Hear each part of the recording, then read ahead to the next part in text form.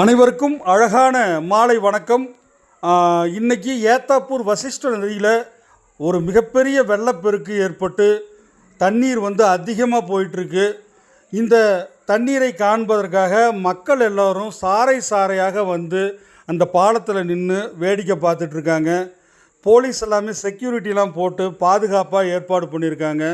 ரொம்ப சந்தோஷமாக இருக்குது. மக்கள் பேசிக்கும்போது கிட்டத்தட்ட 20 வருடங்களுக்கு அப்புறம் இந்த ஒரு வெள்ளப்பெருக்கு ஏற்பட்டிருக்கிறதா சொல்லியிருக்காங்க. தண்ணீர் கரை புரண்டு ஓடிக்கிட்டு இருக்கு.